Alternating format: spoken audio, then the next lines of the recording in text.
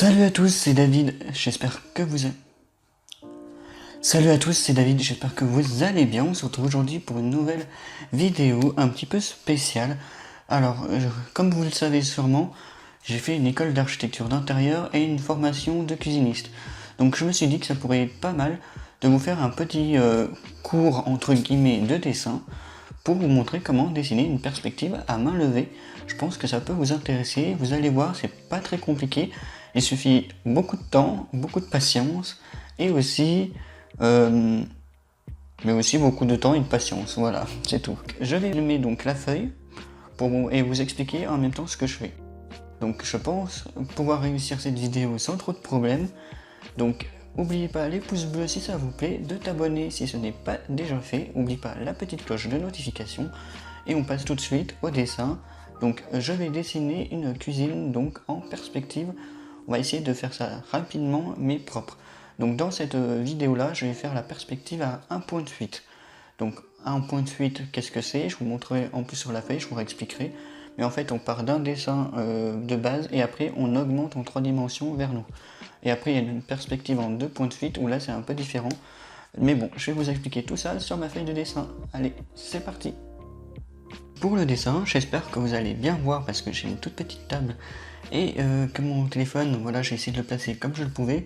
Donc j'espère que vous allez bien voir quand même la feuille et ce que je dessine en même temps. Pour cette perspective, il va vous falloir plusieurs outils. Déjà un critérium ou un crayon bien taillé, mais il ne faudra pas appuyer très fort, je vous expliquerai pourquoi plus tard. Ensuite il vous faut une règle ou un T si vous avez. En fait un T c'est une règle comme ça et ça repart en fait en forme de T pour caler. Mais je vais pas le monter sur moi actuellement. Et aussi un kutch. Je trouve ça pratique un kutch. C'est pour avoir la bonne échelle en fait pour dessiner. Sinon il faut calculer l'échelle avec la règle et les centimètres. Mais moi j'ai la flemme, je suis nul en maths et je suis un gros flemmard. Donc je préfère le kutch. Ensuite, pour repasser après le dessin au crayon de papier, pour repasser au noir, il faut des stylos, oula, comme celui-ci, des stylos noirs avec des mines différentes pour pouvoir marquer les traits des murs plus forts que les traits du mobilier par exemple. Donc voilà, et puis aussi une gomme que j'ai quelque part dans ma trousse que je sortirai au moment précis. Donc j'espère que j'ai bien réussi à me rappeler de comment on fait les perspectives comme ça, parce que j'ai plus l'habitude. La dernière fois que j'en ai fait, c'était il y a 3-4 mois, voire 5 mois. Donc si je me souviens bien, on fait d'abord une élévation. C'est comme si on faisait un plan de la perspective. On fait d'abord un plan. Donc une élévation, on trace d'abord notre trait. Je vais prendre une échelle assez petite parce que la feuille c'est une A3 en layout pour pouvoir colorier avec des feutres pro marqueurs dessus, c'est quand même plus sympa. Et donc je vais partir sur une échelle de... normalement on fait 1/20. Oui, avec un mur de 2,50 m, ça devrait passer. Donc là je suis au 1/20. Je suis au 1/20 comme je le disais, et je vais maintenant tracer le contour de la pièce en ayant pris le soin de mettre toutes les mesures nécessaires de mes armoires et de mes meubles de cuisine ainsi que la position de la fenêtre. Après on met le point de fuite en général à hauteur de 1,60 m. Pourquoi 1,60 m? C'est la moyenne de la hauteur des yeux d'un homme. Donc c'est une moyenne d'1,60 m qu'on prend pour les dessins en architecture d'intérieur. Et puis après je vais faire les tracés tout en ayant pris le soin de le faire avec le point de fuite pour que ça soit réaliste et pour pas avoir un dessin tout déformé. Et donc après on va faire tous les détails et le tracer au stylo noir.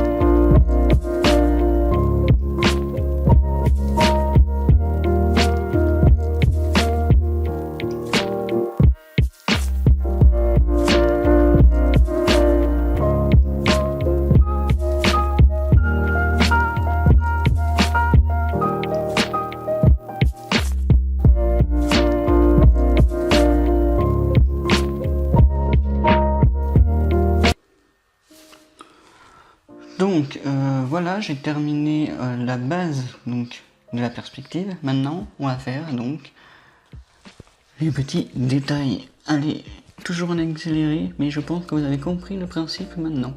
Allez, let's go pour la suite.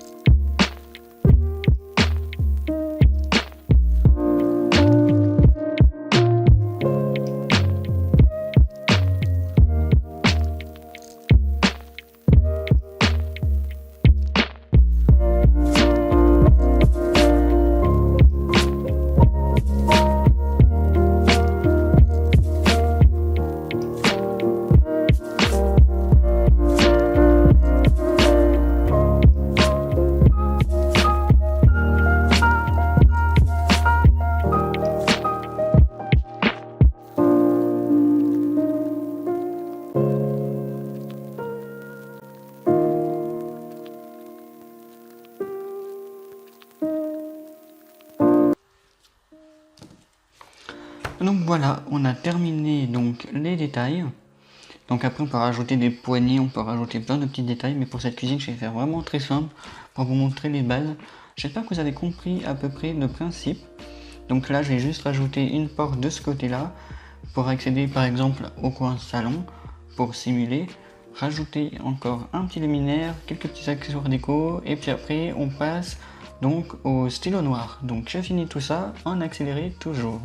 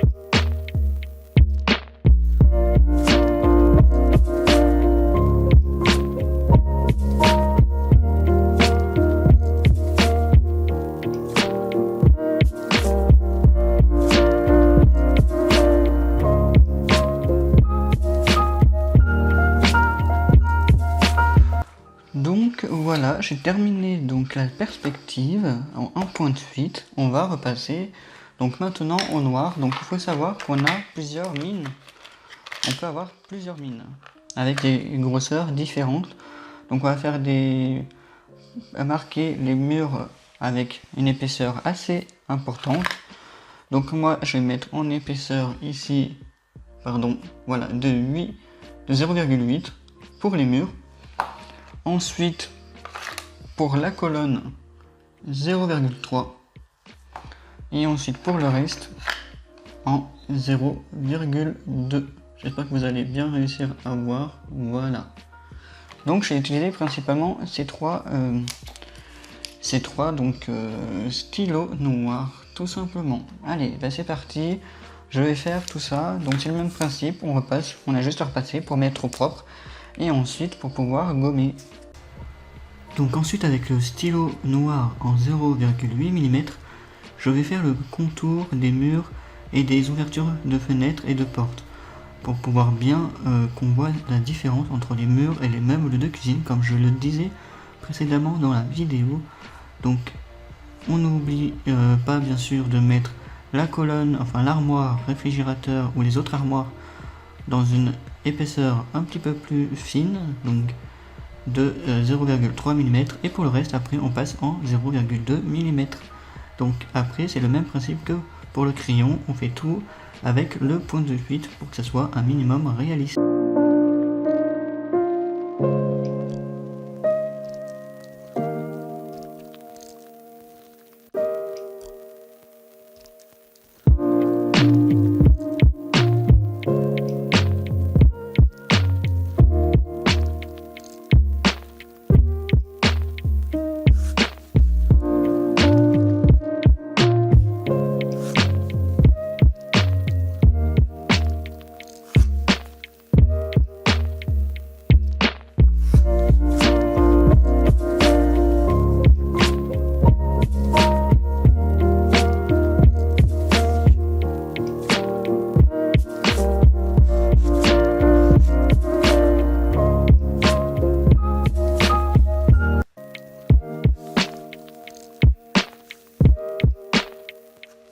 j'ai terminé donc la perspective.